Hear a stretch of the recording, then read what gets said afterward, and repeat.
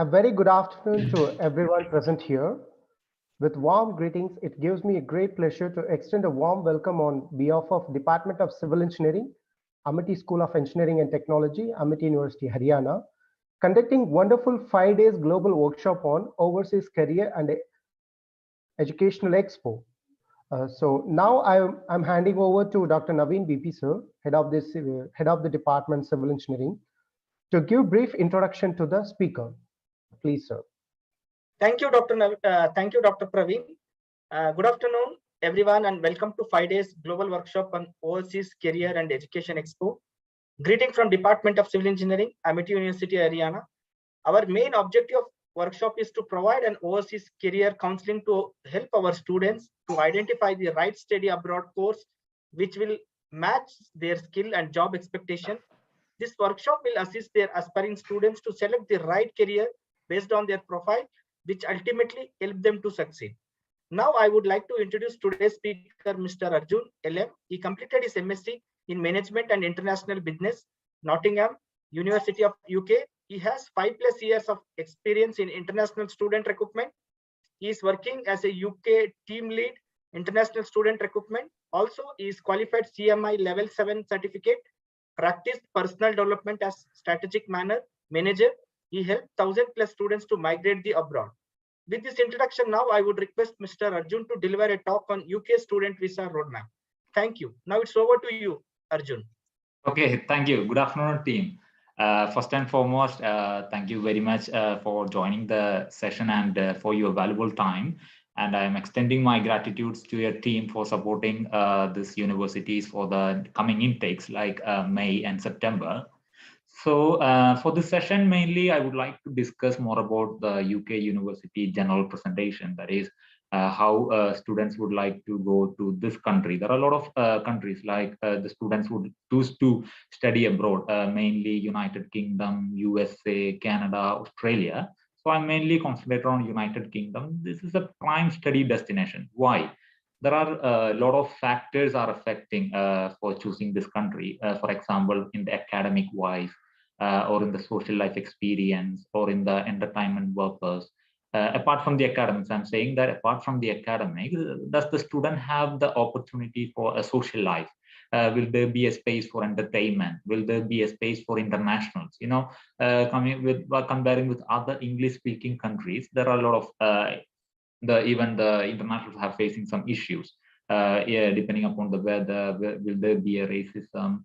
So this United Kingdom is a prime study destination, and we can directly choose this country without any hassles. And I would like to explain more about some myths about studying in UK, because these some factors like the weather is terrible all year long, studying in UK costs a fortune, high cost of living, no job certainty, getting PR. PR means in the sense permanent residence in UK is impossible. If the international would like to go for a migrated to other countries, the UK getting PR in UK is impossible. UK degree don't hold any value. 1-year masters is not recognized across the world. IELTS, GRE, and GMAT is mandatory. These are the myths about studying in the UK, and these points are being circulated throughout the internet, and those who are unsuccessful students have been spreading these kind of myths about studying in UK. So coming slides will explain you all about the realities will the student faces in UK.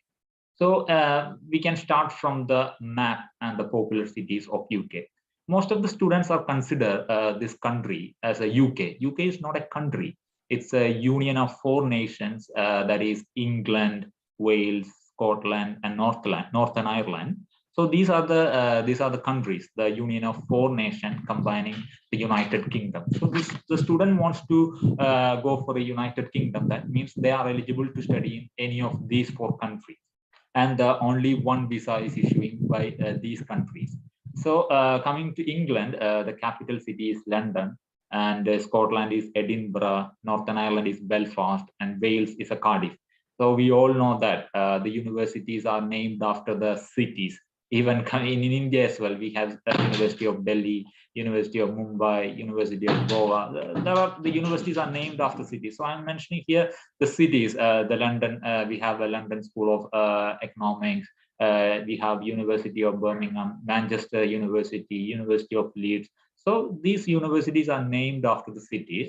And here the symbols are just a symbolic representation of the cities. You can see there is a guard here. It's a Birmingham Palace guard, and this is a clock tower, and this is our main highlight: London Bridge, telephone booth, cup and tea, cup of tea, umbrella. These are the symbolic expression, and double-decker bus. So this is a symbolic expression, and once we are seeing the symbols, we have generally remind this country, the UK. So coming to the next slide, that is language, currency, time zone, weather, and population. So knowing a country means knowing the cities, their language, currency, the time zones, weather, and population. We can see, we all know that the official language is English, even though the UK is a multicultural country. That is, a lot of internationals has been migrated to UK, and they have, you can see, more than 177 nationalities in the UK. So even though if it is any multicultural, the official language is English, and the currency is called the Great Britain pound, and the currency conversion is approximately 100 rupees. 1 GBP is equal to 100 rupees. And for the timings, we know some of them, very few of them knows the time changing. That is, the nearly 5.5 hours behind of India. That means, for example, 1 p.m. in Indian time is 7:30 a.m. in the UK time. And there is a time change. That is, in the winter time, it is 5.5 hours behind of India. And in the summer time, from April to September, in that meantime, the time we are 4.5 hours behind of India. So these are the time change I would like to explain, because most of them doesn't know this time changing until you are in the UK. Or very few, if your friends would know this case, they will explain the very interesting time changing period of United Kingdom. And weather, mostly the temperature in the UK generally ranges between 10 degrees Celsius in winters and 30 degrees Celsius at the peak of summers. As you can see, this temperature we have been experienced in India. In Delhi, we all know that in winter time it's nearly 10 degrees Celsius, and at the summertime it's maximum up to 40. I'm from Kerala, so here at the summer period it's around 38-40 degrees Celsius. So if you are an Indian, we can cope up with the UK temperature. If some places, for example, in the northern region, highly northern regions, they do have in the winter period, they have a less than 10 degrees Celsius. And even in the very few of days, in 2 to 3 days maximum, they experience a minus degree, it up to maximum minus 10. For example, Scotland, from you can see in the map, the Scotland is here. It's a northern region.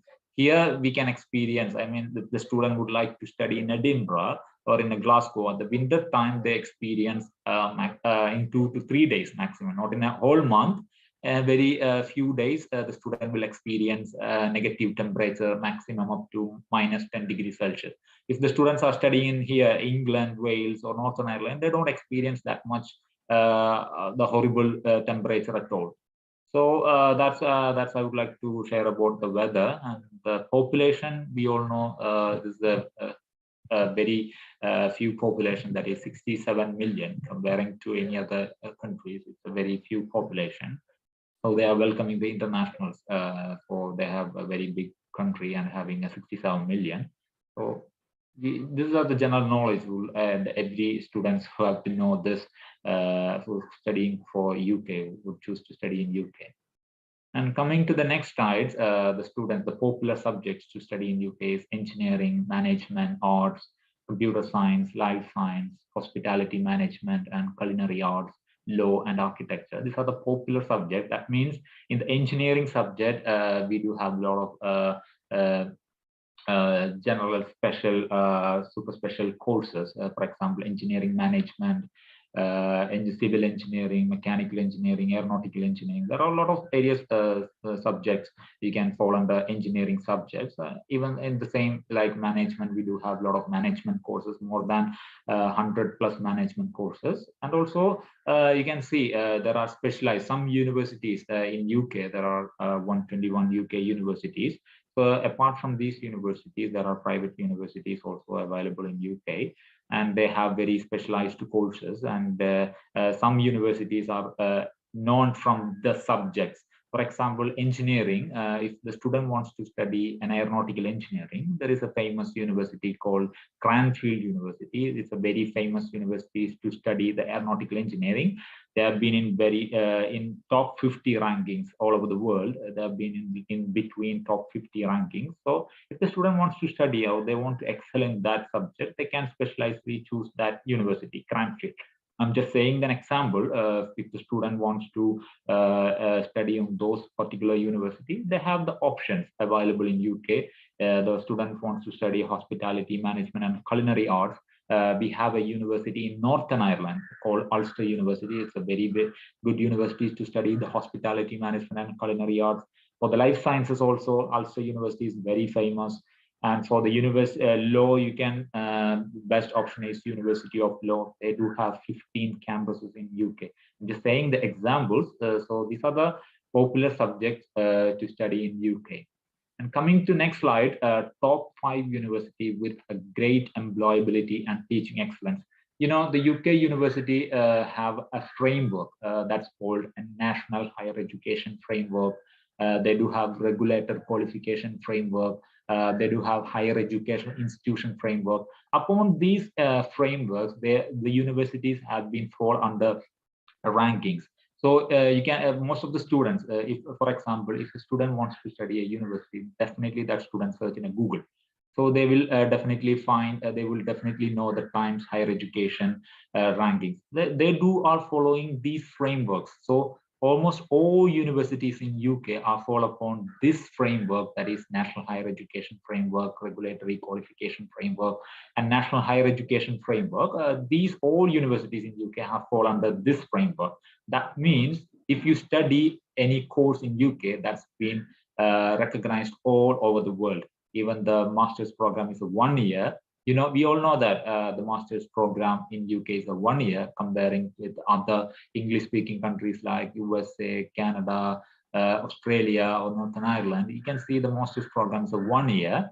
And so most of them have any concerns that, oh, 1 year master's program will be valuable even in India or any other country. So I'm extending those explanations, that is a National Higher Education Framework, a regulatory qualification framework, that is NHF, NQF, RQF. All universities are fall under this framework. So they've been very famous. If the student wants to study in UK, that means recognized all over the world. So upon these framework, these are the top ranked university, that is University of Birmingham, University of Leicester, Cranfield, Liverpool, Manchester University. These are top ranked university upon those frameworks. And also the affordable university. Affordable university in the sense the cost of studying, the tuition fees and the living expenses or in that university. That's in the sense I mentioned the affordable university, De Montfort University, University of Northampton. Even it is affordable university, they're all very good university. They have a teaching excellence framework. University of Northampton is a gold rated. The teaching excellence framework, they have a 3 metrics, that is gold, silver, and bronze. And University of Northampton is a gold rated university. So even if it is an affordable university, the student can choose with comparing with the top ranked university. University of Northampton is also a best ranked university with an affordable university. So coming to the next slide, the tuition fees, academic requirement, English requirement, and the style back option. So the tuition fees are ranged between 8,000 GBP to maximum 25,000 GBP. It's upon the courses they have chosen, and it's upon the university they have chosen. It's upon the city they have chosen to study. So the tuition fees ranges between a minimum 8,000 GBP to maximum 25,000 GBP. And for the academic requirement, this is a basic requirement. It's vary upon the universities. There's a minimum is 55% for the masters and 60% for the bachelors. I'm quoting one example here. If the student wants to study any of the university in UK, if the student have more than 60%, he is eligible to study all over the universities in UK. If he have more than 60%. If it is less than 60%, they have very less than comparing with the other university. They have still they have options. So this is a basic one I'm mentioning here, minimum 55% for the master. If they don't have less than 55%, they do have still options in University of UK, that for example, University of Law, admitting students, those who have less than 55 and above 50. They are accommodating the students in between that range. I'm just explaining that particular example. And for the bachelors, they do have minimum 60%. It's a basic one. Some university, I told you, they have criteria and frameworks. They need to keep up the rankings. So they do accommodate the students, those who have more than 60%. If he have more than 65%, he is eligible to most of all the universities in UK for studying a bachelor's program. There is another case if the scores are below the required marks. For example, if the student doesn't have secured a minimum of 50%, that means less than 50% and a pass mark, they still have options to study in UK. For example, they can choose a pathway programs.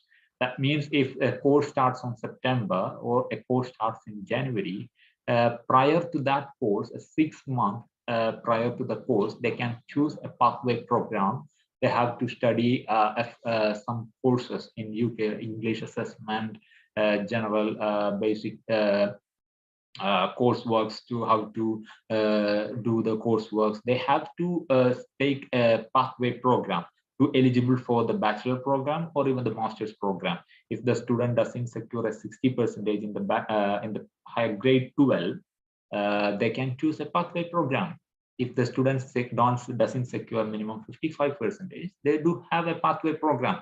Then they can eligible to the reputed or the most ranked university. They can go towards the university study in UK. So the international, they do have a lot of opportunities and they have a lot of courses. It's a mandate. Most of the universities have a mandatory criteria, that is IELTS overall 6.5 accepted in all universities. They do need this IELTS score, but some universities, very few universities, are waiving the IELTS based on the 12th English score, a medium of instruction. That means a medium of instruction in English. The student studied in a bachelor, they do get an IELTS waiver. And also if the student doesn't have the medium of instruction, very few universities are offering a university English test. So the student can attend those English tests. Some universities are offering a free test. Some universities are taking a very few fees, that is less than £50 for registering that English test. Comparing with IELTS exam, it's pretty low. So the student can choose a university English test to waive off the IELTS band of 6.5 with not less than 5.5. Band means listening, speaking, reading, and writing. I think all of them know that band. So they have to secure minimum 5.5 in all of the bands. See, GRE is not required for the UK. It's mainly for the US countries, USA, Canada. The GRE is required. For the UK, they don't. GRE is not a mandatory requirement. And for the stay back, the student can stay up to 24 months after the graduation. See, the UK government is recently announced this stay back option in 2020 April summer vacation. The UK government introduced the stay back option, that is after successful completion. See, there is a condition there. After successful completion of the course, that means a 1 year of course, the student will get a 4 month stay back. I'm repeating, after successful completion of course, I mean 1 year course, the student will get a 4 month stay back. So in the first month, the student will get the results. That means if the student successfully completed the program, they can apply for the post-study work visa. That is 24 months. So after completion of the course, in the next month, the results will be published.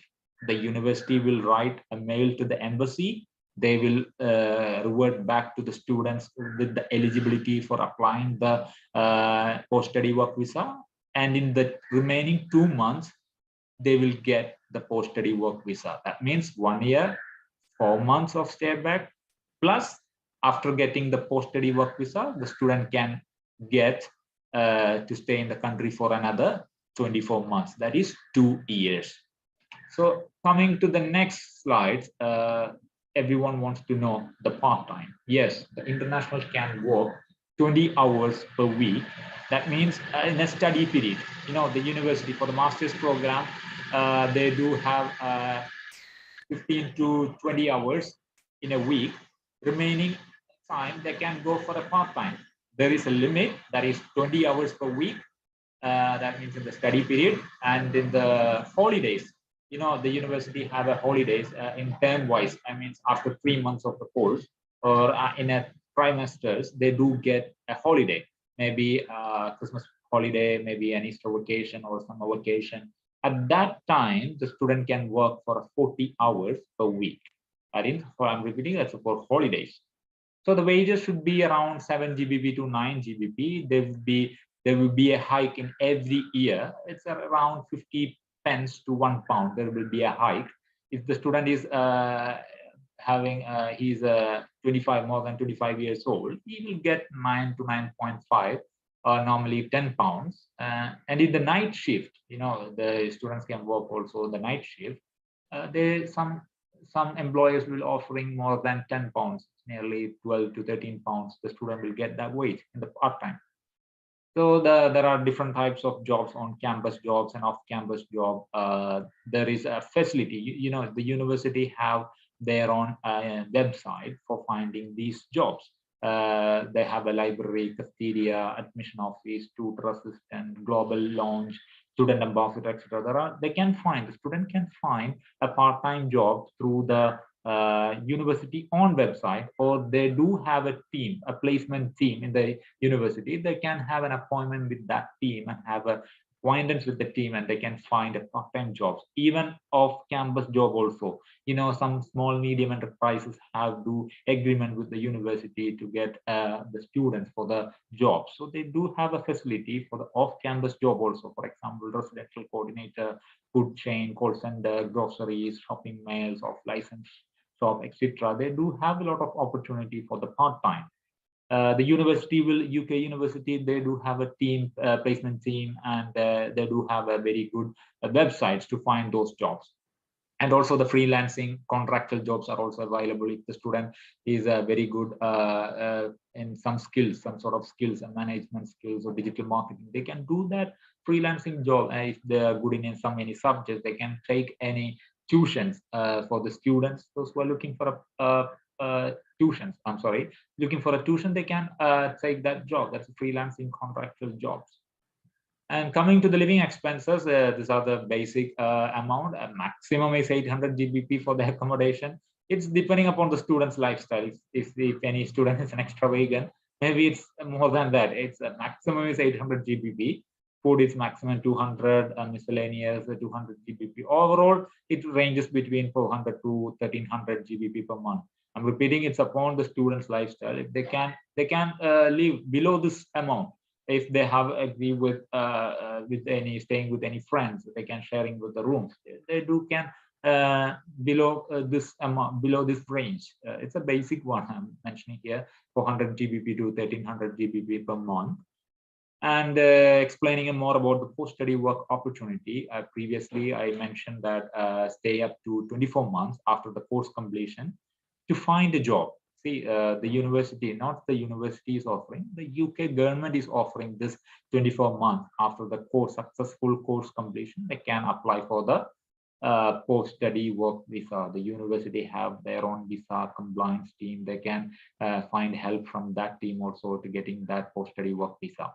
And there are some other visas. I'm explaining that the student can apply for a Tier 5 temporary work GAE visa, that is government authorized exchange visa, and can stay up to another 24 additional months. That is, the university have a medium memorandum of understanding, or they do have an agreement with the external bodies, international bodies like British Council, even the UK government. They do have an internship programs.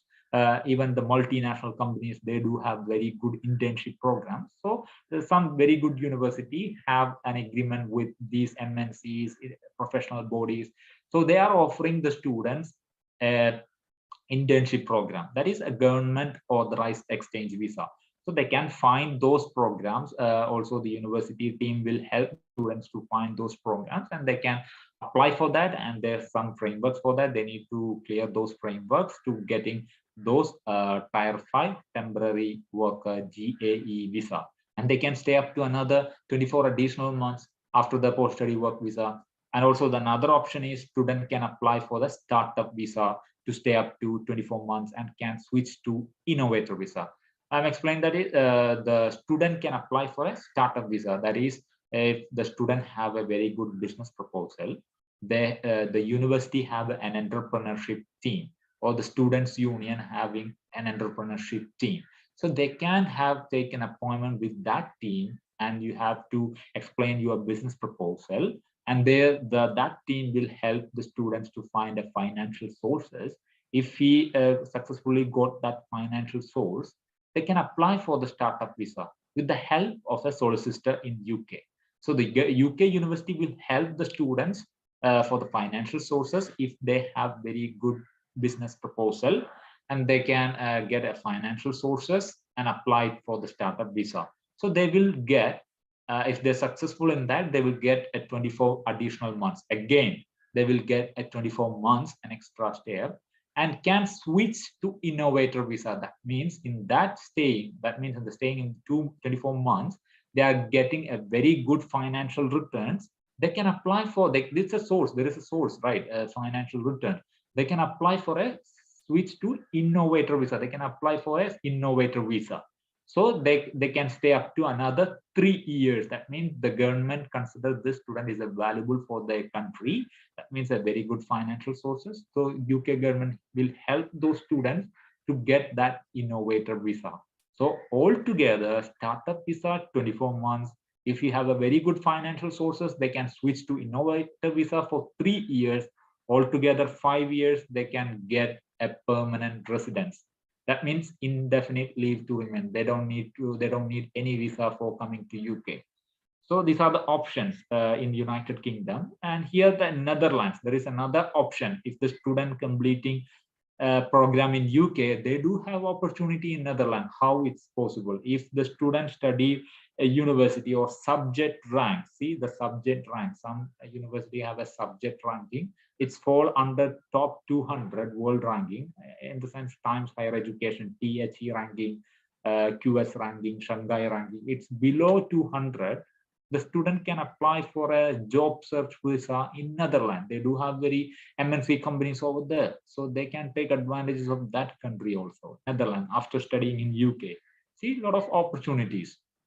Also in Canada, for the post completion of course in UK, they do get a very good credit after completing a course in UK for applying for the express entry visa. I do have a lot of students after studying, after completion of the course, they went to Canada after getting the very good score in the for applying for the express entry visa. They are still in Canada. And for the Australia, it's a very it's upon a skilled independent visa. The Australia have a framework, that is, they have been shorter skilled, like engineering related jobs. They have a shorter skill independent visa. That means if the student have a very good experience in the engineering sector, they after that completion of the course in UK, they can apply for a skilled independent visa in Australia. They easily will get an Australian visa. So there are a lot of opportunities after the successful completion of the course. And also note that they still have more opportunity to get jobs in UK, Middle East, and India with very good pay scale. And coming to the next slide, previously I mentioned the permanent residence. that is indefinite leave to remain. That means after the student have to stay for 5 years in a tier 2 visa. That means tier 2 visa is a work visa to eligible for a permanent resident. For example, if the student successfully completed the course in UK, and the university is offering a placement opportunity, if the employer is happy with your services, they will give you a tier 2 visa. So if the student can secure the tier 2 visa and stay up to 5 years in that visa, they are eligible for a PR, permanent residence. And another option is student have to stay for more than 10 years on tier 4, they are eligible for a PR. See, if the student wants to study a bachelor program, again he do another bachelor program, it's altogether 8 years or 7 years, they can apply for a master's program, which again 2 years, 2 to 3 years. Now it's been a tier 4 for staying up to 10 years, they will get a permanent residence. And also previously I mentioned this student can apply for a startup visa and stay up to 24 months, and having a very good financial returns, they can switch to innovator visa. That's one is here. They will get eligible for the permanent residence. So note that UK have an approximately 50,000 sponsored companies where the student can apply for a full-time job. That means, the UK university, that means there are a lot of 50,000 sponsored companies. And most of the 50,000 companies, and nearly 20 to 25,000, they do have agreement with the UK university for sponsoring the students to get a job, a full-time job after the successful completion of the course. That's explaining about the post-study work visas, details, and the permanent residence. And coming to this slide, top 5 popular alumni of UK, we all know that our former president, the former Prime Minister of India, Indira Gandhi, is an alumni of UK, and the economic scientist, our former Prime Minister Manmohan Singh, also an alumni of the UK, and popular figures like Varun Dhawan, Parnidhi Chopra, Arnab Goswami, they're all the top 5 popular alumni of UK. And the benefits of studying in UK, that is, UK is the world most popular study destination. After these after the previous slides, you all know that UK is a very good opportunity. It's the most popular study destination. UK university are among the best in the world. I explained to you that there is a framework, a national NHF, NQF, RQF. These all universities fall under these regulations and been valuable, and it's been recognized all over the world. And the shorter duration of course, you all know that the master's program is a 1-year program, and it's normally it reduces your living expenses. The shorter duration of course reduces the cost if you are studying in UK. UK has a multicultural environment. Explaining my experience, I studied a master's in international business and management in Nottingham University, and I have a 15 internationals from various for studying that particular course. See, 15 international in one class. So you have an exposure to get acquaintance with the multicultural cultural difference. That will be a very valuable while you are going for an MNC company.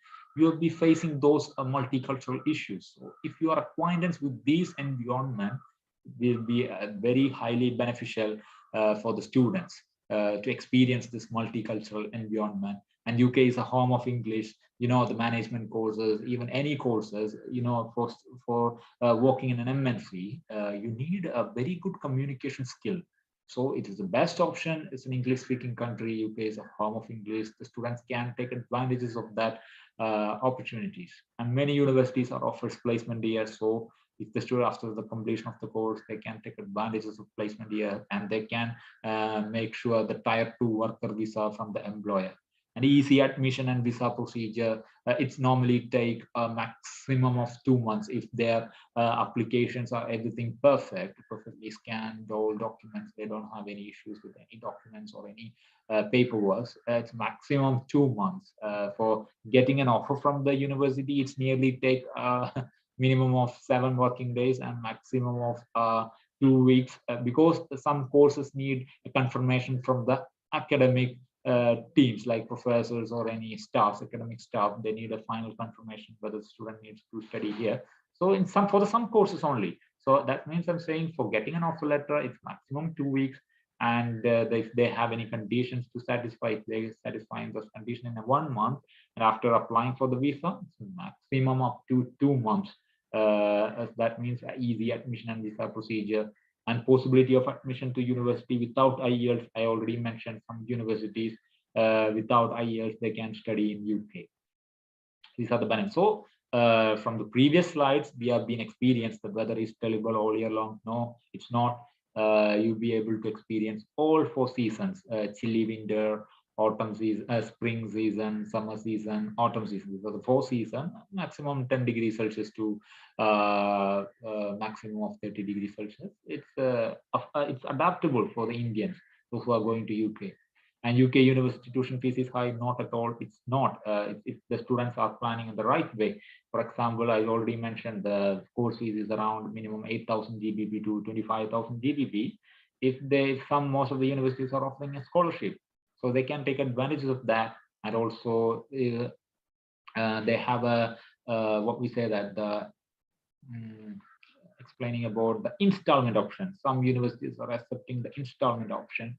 So they can take advantage of that after acquaintance with the administrative finance, student finance team. They will get an installment option. So the UK university's tuition fees is high is a myth. The reality is, if the students plans in the right way, they can study. It's not cost a fortune. And accommodation and cost of living is expensive in the UK. It depends upon the lifestyle. I always told every student, if you are an extravagant, it will be very expensive to stay in UK. If they can manage all the expenses, it's pretty easy to cope up with the financial student finance. Finding job is difficult, not at all. I already mentioned the student have an option to apply and get jobs in 50,000 companies. They do have agreement with the MNC companies, and small medium enterprises to MNC companies, they do have options. And the UK getting PR, I already mentioned, it's possible with a number of job opportunities. 1-year masters are recognized across the world. I told NHF and RQF frameworks. IELTS, GRE, and GMAT is a mandatory to study in UK. No, GRE is not at all required for UK. GMAT is required only in the top business school like Oxford, Imperial College, top ranked university. They are considering the GMAT because there are a number of applications will coming, overwhelming number of applications will come. So they will consider a GMAT for the top business schools. And IELTS is waived in many universities. The students can study without IELTS upon the 12th English score, a medium of instruction, or the university English test. They can waive off the IELTS. So the next is a visa fund requirement and sources. The visa funds, the student needs to show that is the outstanding tuition fees plus living expenses, and that amount should be 20 days older in account. If they are using a savings account, they have to show minimum 28 days mature period of outstanding tuition fees plus living expenses. If a student get an offer letter from the university, to secure the place, student has to pay minimum maximum of 5,000 pounds. So the tuition fees is, if for example, if a tuition fees is 15,000 pounds, and after getting an offer letter, university asks the students to pay the initial deposit. That means a 5,000 pounds. So the remaining, the outstanding tuition fees is 10,000 pounds plus the living expenses. The UK government have a standard living expenses. In the inner London, it's around 12,006 GBP, and in the outer London, 9,207 GBP. So the outstanding tuition fees is 10,000, and the living expense, if the student chooses to study in inner London, they have to show 12,006 GBP. So altogether, 22,006 GBP to show in the bank account is for a 28 days older. If you're using a savings bank account, or if the scenario is different, if the student wants to show a fixed deposit, they can visa funds need to be 28 days older in the account. And if the student have an education loan, they don't need to show for a 28 days older. If they get a loan sanction letter in the next day, they can submit that document in the university. So they are eligible to get the visa for the UK. So I'm explaining some scenario, that is if the students are showing a a parent's account, they need to show some other documents like a parent's guardianship, court of guardianship affidavit needed, maybe a birth certificate needed. It's upon the scenarios, the different scenarios. Anyhow, basically the student needs to show outstanding tuition fees plus living expenses. And if they are using a savings account, the visa funds to be 28 days older in account. And if they are showing a fixed deposit, the visa funds need to be 28 days older and to be mature, and make sure that amount should be available at any point of time. Maybe the fixed deposit have a maturity days. They can't withdraw the amount. So in that case, they can't use that fund. Only the mature fixed deposit funds and available at any point of time and need to be 28 days older, they can use these to eligible for the visa requirement for studying in UK. So the next is offer letter turnaround time. Mostly in university, I told you 24 hours. If they have very good application, that means in the sense they have submitting all documents perfectly scanned. Some university have a very good turnaround time. That is 24 hours maximum. I told 2 weeks, 15 working days from day of application submission. And the visa decision time is, we all know, super priority visa takes 24 working hours. Clearly see working hours. That means a minimum 3 days, not maximum 3 days. For the priority visa, it takes 5 working days. Normal visa takes normally 15 to 30 working days. So the general knowledge for the offer turnaround time and visa decision time. And for the document checklist, every student have to submit these mentioned documents, that is passport, grade 10 mark sheet, 12 mark sheet, LOR, that is a letter of recommendation. That if the student studied a bachelor's in any university, they have to submit a recommended letter from the professors or the principal with a letterhead of the university or the college, having a phone number and a registered email domain. Then only the university has to verify the students' genuinity. If they have any doubts regarding their application, they need to verify with the recommended letter, that is LOR. They have to submit 2 to 3 letter of recommendation for studying the master's program. And for the bachelor's program, 2 is enough, 2 letter of recommendation from the principal and the class teacher. And SOP is also a mandatory, that is statement of purpose. Student needs to write minimum 700 to 1,000 words that how passionate he is to study this course, and he needs to explain his career aspirations, everything he needs to explain his himself, he needs to explain himself or herself. The student needs to explain their educational background, their ambitions, dream, how passionate to study that course in UK. They have to submit a very strong statement of purpose. And for the bachelor's students, if a bachelor student wants to study a master's in UK, they have to show individual certificates, a transcript, consolidated mark sheet, degree certificate. See, the consolidated mark sheet means all semester mark sheet in a single paper, having the grading scale. See, every university have a different framework for calculating the percentage. The student needs to submit the consolidated mark sheet, it's a mandatory document. Individual, some university don't provide any individual certificates, so they can have a transcript or a consolidated mark sheet along with the degree certificate. See, if the student is recently passed out, for example, in 2021 or last month of 2021, he passed, he can also apply in UK with a provisional degree certificate. If they don't have a degree certificate, they can apply for a professional and apply to the UK university. They do accept the provisional degree certificate for recently passed out students. If the student is passed in 2019 or 2020, they have to submit the degree certificate. If they are applying for a master's program. If they're applying for a bachelor's program, 10th and grade 12 is enough. And for applying for the master's, they definitely need a transcript or consolidated mark sheet, professional degree certificate for the recent passed out students. The rest of the students have to submit a degree certificate, it's a mandatory one. And IELTS, PTE, Duolingo. These PTE and Duolingo are private English testing bodies. Some universities, most of the universities accept IELTS and PTE. Duolingo have some restrictions. Some very few universities are accepting Duolingo. It's a private English testing body. It just costs 4,000 rupees a Duolingo test. So some very few universities are accepting Duolingo test. Most of the universities are accepting IELTS and PTE. Also, if they doesn't have this testing certificate, they can apply. Some universities are accepting 12th English score. I already mentioned medium of instruction or university internal English test. They do accept those certificates also. And also the student needs to submit a mandatory and work experience. If the student have an education gap after completing the bachelor's course, if they have an education gap, they have to submit a work experience, because university wants to know that the students after successful completion of the course, what did he do? If whether the student will fall up in any criminal conviction, they can't find out, right? So they need if the student have an education gap, they need to submit a work experience certificate.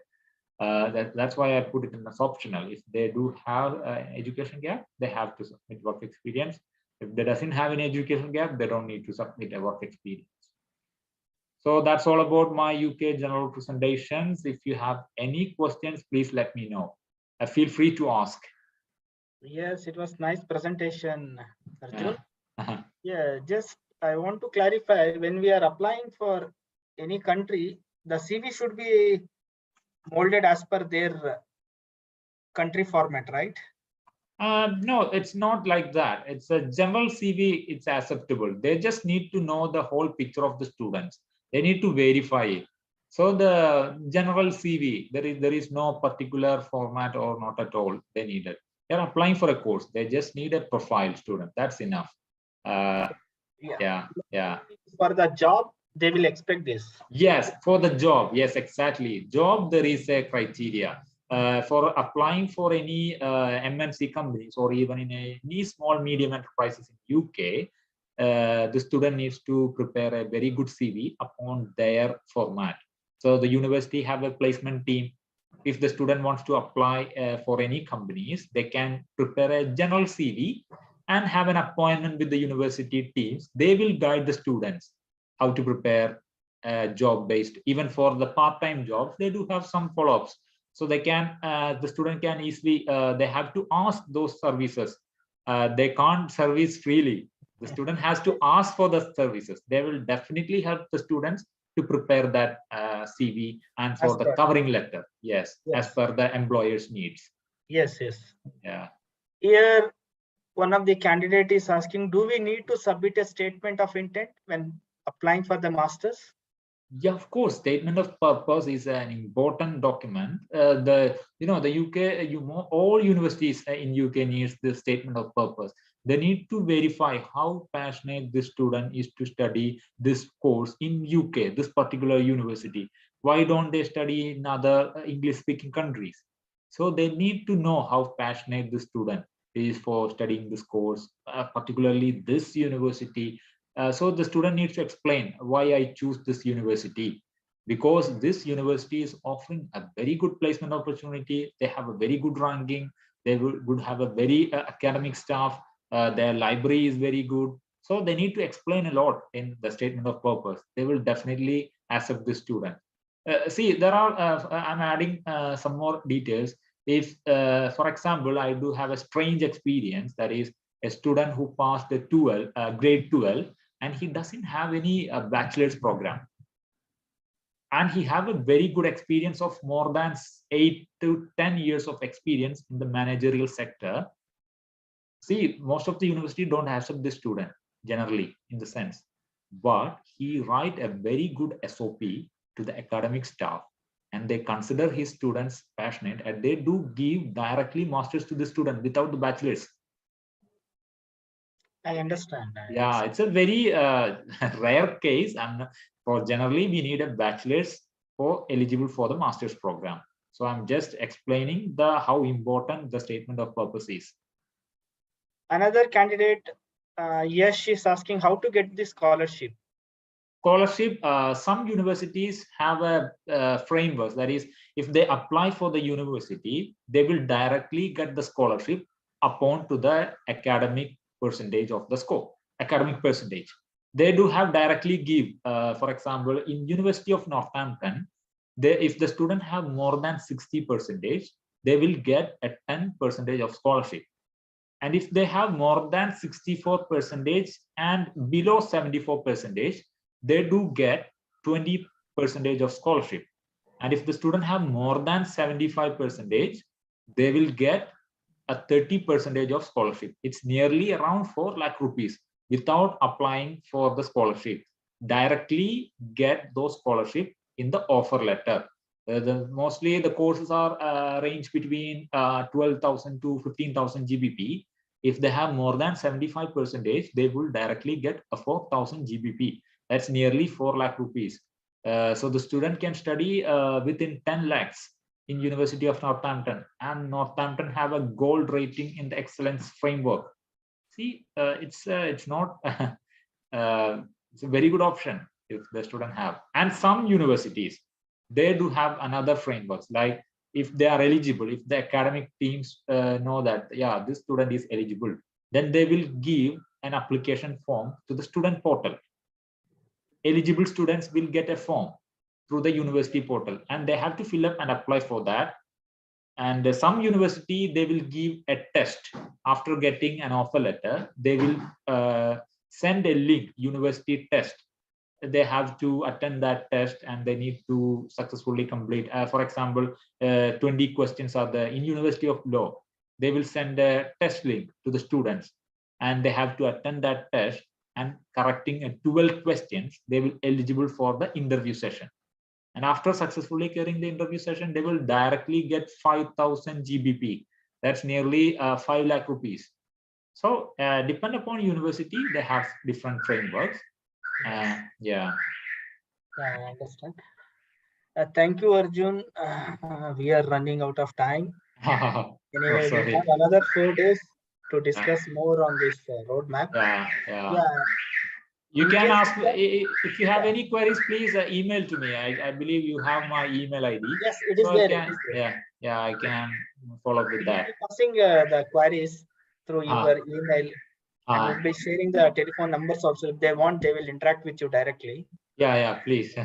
Yes. Yeah, I'm more than happy to help. Yeah, definitely. It's our pleasure. Now it's our time to give a vote of thanks. Now I request Dr. Neeraj Gupta to deliver a vote of thanks.